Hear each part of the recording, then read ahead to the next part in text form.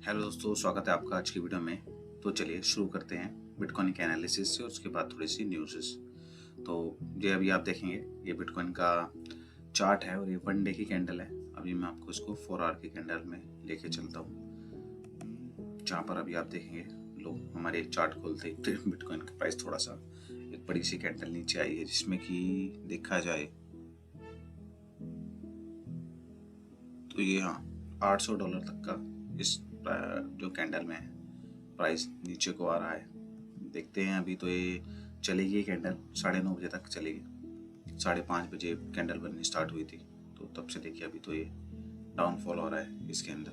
वैसे देखा जाए पहले से अच्छी रिकवरी है बिटकॉइन की, जो 59,650 तक इसका प्राइस आ गया था और उसके बाद अभी प्राइस अच्छे लेवल पर है। बस इसको करना है कि यहाँ पे सस्टेन करना है प्राइस को।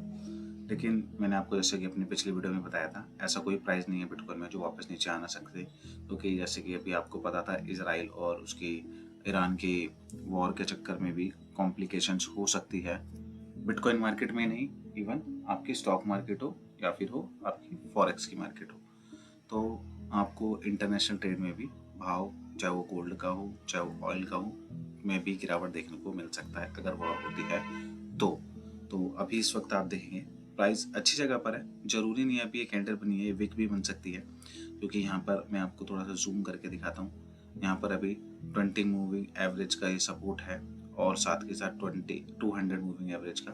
तो हो सकता है अभी यहाँ से क्या है, 9:30 बजे तक की कैंडल कंप्लीट होगी तो ये प्राइस अभी यहाँ से वापस रिट्रेस करके ऊपर की तरफ चला जाए, क्योंकि आप ये देखेंगे जो लाइन आ रही है, ये जो रेड कलर की लाइन है, ये यहाँ पर एक सपोर्ट का काम करेगी। तो अच्छा है, मार्केट अभी रिकवरी फेज में है। ऑल्ट कॉइन्स जो है, मीम कॉइन जो, उन्होंने अच्छा खासा 30% तक का अभी रिटर्न दिया है। एच हार्बर जो कॉइन है उसने तो डबल ही कर दिया, 100% का रिटर्न दे दिया जब से उसके अंदर नाम आया है ब्लैक रॉक की इन्वॉल्वमेंट का। तब से उसमें 100% का जब देखने को मिल चुका है। तो चलिए चलते हैं अब न्यूज़ की तरफ।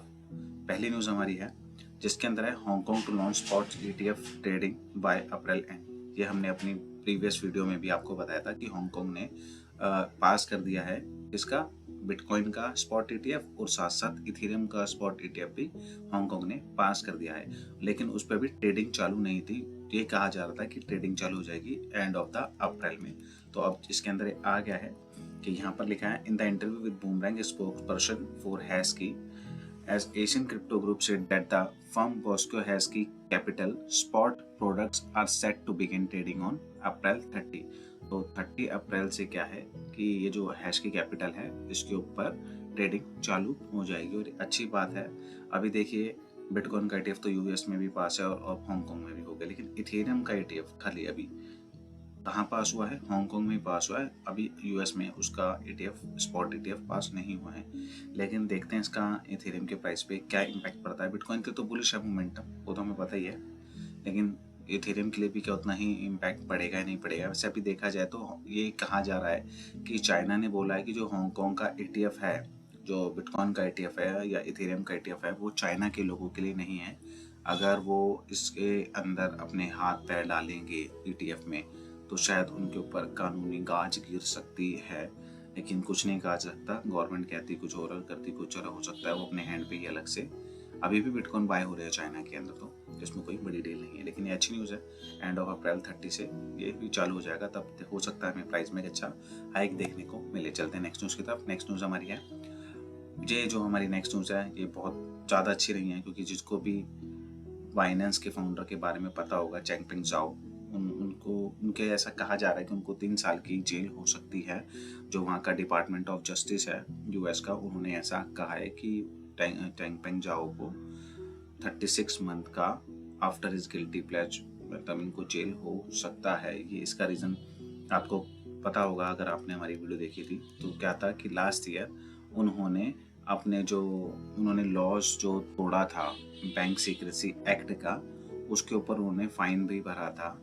अगर उनसे कोई जो उस टाइम पर जब बाइनेंस मतलब Binance.us वहाँ पर चल रहा था, तो उस टाइम पर जो भी अगर वहाँ पर मनी लॉन्ड्रिंग हुई USD डॉलर में या बिटकॉइन में, क्योंकि क्या था उस वक्त प्रॉपर कानून ही नहीं थे, ठीक है ना। और करने वाले आपको पता है भैया ये तो करेंगे नहीं, इतने बड़ा एक्सचेंज है, एक्सचेंज खुद क्यों करेगा? अपने इतना अच्छा बिजनेस जो चल रहा होगा उस पर कोई क्यों अपना पानी फेरेगा?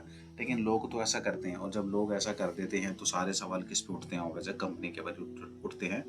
जो बाइनेंस एक एक्सचेंज, इतना बड़ा एक्सचेंज है, उनके सीईओ हैं, उन पे ही गाज गिरती है हमेशा कि आपने इन चीज़ों को चेक क्यों नहीं किया, ये हुआ है। तो उन्होंने उस केसेस के अंदर ऐसा कहा है कि उनको 36 मंथ का प्रिजन हो सकता है और 50 मिलियन का फाइन भी हो सकता है, यहाँ पर ऐसा मेंशन है। तो अब देखिए होता क्या है, वैसे ऐसा नहीं होना चाहिए, क्योंकि सीजी एक क्रिप्टो की दुनिया जगत के एक ऐसी शख्सियत हैं जिन्होंने हमेशा सपोर्ट किया है एक ऐसे एक्सचेंज को बनाया जो वर्ल्ड वाइड यूज़र मतलब इतना इजीली उसे यूज़ कर सकते थे, जिन पे लोगों को भरोसा इतना था कि उनका फंड अगर बाइनेंस पर है तो बिल्कुल सेफ है। क्योंकि जब भी कोई दिक्कत परेशानी होती थी, चाहे वो एक्सचेंज को लेकर हो, चाहे वो टोकन्स को लेकर हो, हमेशा वो एक्टिव रहते थे। हमेशा उनका कमेंट आता था सेफू का कि वो हमेशा, यानी ऐसा नहीं था कि वो इतने बड़े उसके सीईओ हैं तो उनका कोई वो रिस्पॉन्सिबिलिटी नहीं है। वो हमेशा अपने ट्वीट के अंदर या किसी भी प्रॉब्लम जो भी होती थी या कोई भी डिस्कशन होता था, चाहे वो एफटीएक्स को लेकर हुआ हो, चाहे वो रशिया यूक्रेन वॉर को लेकर हुआ हो, उनका एक ना मतलब पॉइंट ऑफ व्यू निकल के उनका कुछ ना कुछ सामने आता था। वो अपनी बातों को सामने रखते थे और जनता को और जो उनके यूजर्स हैं उनको ये दिलासा जरूर देते थे कि उनके फंड है जो सब वहाँ पर है, सेफ है। अगर उन पे गाज गिरती थी कि बाइनेंस डूबने वाला है तो बताते थे कि ऐसा कुछ नहीं है, फेक न्यूज़ है। तो उन्होंने बहुत अच्छे तरीके से बाइनेंस एक्सचेंज को एक अच्छी दिशा की तरफ वो लेकर गए हैं, जिसकी वजह से ही बाइनेंस नंबर 1 तक पहुंचा है। तो जो लोग चाहते हैं चैंगपेंग जाओ को मतलब जेल ना हो, वो उन लोगों को पता है कि वो कैसी शख्सियत है। उनके बगैर क्रिप्टो मार्केट आज इतनी ऊपर तक तो होती ही नहीं। ये सारी जो मेहनत है उसके अंदर बहुत बड़ा हाथ कहीं ना कहीं इनका भी है। तो आशा करते हैं कि आने वाले टाइम में कुछ ऐसा सुनने को मिले कि इनको सज़ा नहीं हो रही है, बेशक से थोड़ा सा फाइन और ले लिया जाए इनसे, क्योंकि अभी इनको क्या है कि इनको यूएस के ही अंदर मतलब एक तरीके से बंदी तो नहीं है, लेकिन इनका पासपोर्ट जब्त कर लिया है कि ये वापस दुबई या अपनी फैमिली के पास नहीं जा सकते। अब इनको वहीं रहना पड़ेगा जब तक कि इनके जो ये जो इनके ऊपर केस चल रहा है उसके ऊपर मतलब कोई फैसला नहीं आ जाता, जब तक इनको वहीं रहना पड़ेगा। और हम नहीं चाहेंगे कि ये जेल में भी रहें। तो चलिए नेक्स्ट न्यूज़ पे चलते हैं। नेक्स्ट न्यूज़ हमारी है जो है कि पराग से। तो क्योंकि पराग इनके जो लॉ मेकर्स हैं वो चाह रहे हैं कि जो बिटकॉइन है उसको ना लीगलाइज कर दिया जाए पराग के अंदर भी। ऐसा उन्होंने बिल एक इंट्रोड्यूस करा है कि जैसे कि एल सल्वाडोर ने वो फॉलो कर रहे हैं। एल सल्वाडोर ने से पास किया बिल और बिटकॉइन को एक लीगल टेंडर बना दिया। वैसे ही जो कांग्रेसमैन हैं पराग में, वो कह रहे हैं कि वो भी बिटकॉइन को लीगलाइज कर देंगे नेक्स्ट मंथ के अंदर। ऐसा इस न्यूज़ के अंदर बताया जा रहा है। Parag announce that he is working on bitcoin legalisation that will be present next month. अगर ऐसा हुआ तो आप देखेंगे एक कंट्री और ऐसी होगी जो कि बिटकॉइन को एज ए लीगल टेंडर के मामले में अपने देश के अंदर चलाना चालू कर देगी। और देखिएगा आने वाले टाइम में पता होगा क्या, जैसे जैसे अभी छोटे देश है ना जो अदर एक बड़ी कंट्री की करेंसी के ऊपर डिपेंडेंट हैं, ठीक है ना, तो उन वही सबसे पहले कदम उठाएंगे, क्योंकि उन्हें क्या, उन्हें आज़ाद होना है, उन्हें फ्रीडम चाहिए। और सतोशी नाकामोटो ने ये फ्रीडम के लिए ही बिटकॉइन का कॉन्सेप्ट निकाला था कि बड़े बड़े बैंक, बड़ी बड़ी कंट्रीज, इन्फ्लेशन और इन चीज़ों से क्या है लोगों को फ्रीडम मिल सके, कंट्रीज को फ्रीडम मिल सके। अब पराग अगर ऐसा कर लेता है, वो भी अगर ग्लोबल हब बन जाता है क्रिप्टो इन्वेस्टर के लिए, तो एक अच्छी बात होगी। और आने वाले एक डेकेड के बाद 10 साल 15 साल बाद आप देखेंगे कहीं ना कहीं ये वाला इम्पैक्ट आपको देखने को मिलेगा कि जितनी भी वर्ल्ड में करेंसीज है ना, चाहे वो आईएनआर हो, चाहे वो चाइना कॉइन का हो, चाहे दराम हो दुबई का, चाहे यूएस का डॉलर हो, मेरे हिसाब से वो 70% तक अपनी एक वो जो कहते हैं ना वैल्यू खो बैठे होंगे।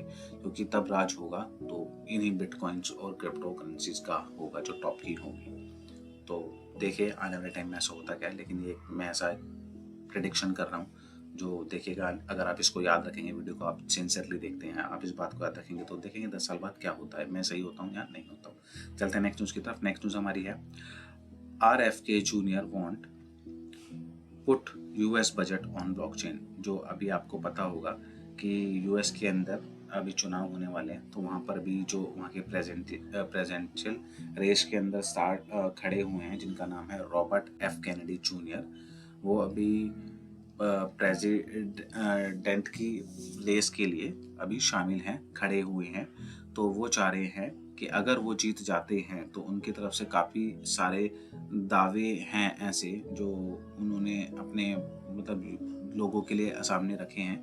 उनका ये कहना है कि अगर वो जीत जाते हैं तो यूएस का जो बजट है वो उसे ब्लॉकचेन पे डाल देंगे, जिससे कि होगा क्या कि उसे ट्रैक करना बहुत इजी होगा। और एक बार आपको पता है ब्लॉकचेन की टेक्नोलॉजी के ऊपर कोई भी एंट्री आ जाती है तो उसे कभी भी डिलीट नहीं किया जा सकता या फिर उसमें कोई बदलाव नहीं किया जा सकता। और वो बजट पूरे अमेरिका के लिए जो भी उन्हें मतलब देखना चाहता है कभी भी उसे देख सकता है 24/7।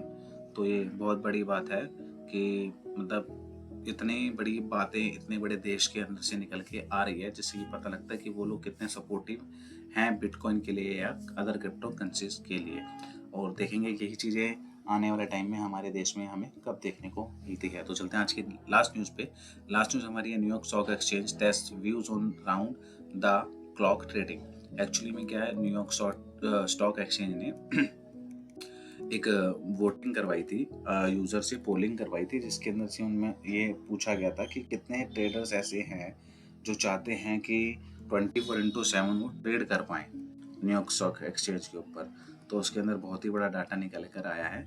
अभी क्या है, अभी तो 8 बजे के सुबह 4 बजे तक ओवरनाइट है। ईस्टर्न टाइम के अकॉर्डिंग जो वहाँ का टाइम ड्यूरेशन है उसके अंदर क्या है, अभी 24/7 ट्रेडिंग नहीं चलती, क्योंकि आपको पता है पूरे उसमें जो असेट मैनेजमेंट जो अभी बने हुए हैं, जो कि अभी नया सेटअप ने क्या है, क्रिप्टो करेंसीज आती है, बिटकॉइन आता है। यही एक ऐसी मार्केट है जिसमें आप 24/7 ट्रेड कर सकते हैं। क्या? क्योंकि अब अगर आपको रात को नींद नहीं आ रही है, इंडिया में फॉर एग्जांपल हम बात करते हैं, 12 बजे आपको नींद नहीं आ रही है, आपका मन है आप उठे हैं, आपको दिख रहा है मार्केट में क्या है, अच्छे खासे पैटर्न्स बने हुए हैं और आपको लगता है कि आपका प्रॉफिट हो सकता है, आप वहाँ पर ट्रेड रख सकते हैं, बाय कर सकते हैं, सेल कर सकते हैं। लेकिन अभी बाहर के किसी भी एक्सचेंज में, चाहे वो फॉरेन एक्सचेंज हो, ठीक है, चाहे इंडिया की स्टॉक मार्केट हो, ये कोई भी अभी 24/7 ट्रेडेबल नहीं है। और इसका सबसे बड़ा रीज़न आपको पता ही है, क्योंकि ये टेक्नोलॉजी बेस्ड है, इसी वजह से 24/7 है। अगर इनको भी इन एक्सचेंजों को और जो बाहर की स्टॉक्स हैं यहाँ इनको रन करना है तो इनको कहीं ना कहीं ब्लॉकचेन टेक्नोलॉजी पर लेकर आना पड़ेगा, यानी अपने एक्सचेंजों को उस तरीके से डिज़ाइन करना पड़ेगा ताकि वो भी उनको 24/7 सर्विसेज दे सकें। तो ये थी आज की न्यूज़। आशा करता हूँ आपको हमारी न्यूज़ पसंद आती होगी, और हमारी वीडियो अच्छी लगती है तो उस पर ज़्यादा से ज़्यादा लाइक कीजिए दोस्तों। लाइकों का थोड़ी सी भरमार होनी चाहिए, जो कि हमें लगता है कि कम हो जाती है व्यूज़ के अकॉर्डिंग। कमेंट कीजिए अगर आपकी कोई क्वेश्चन क्वेरी होती है, नोटिफिकेशन बेल पे क्लिक कीजिए ताकि आने वाले वीडियो का नोटिफिकेशन आपको टाइम टू टाइम मिलता रहे, आपका पोर्टफोलियो का बैग प्रॉफिट से भरता रहे। आपका दिन शुभ रहे। धन्यवाद।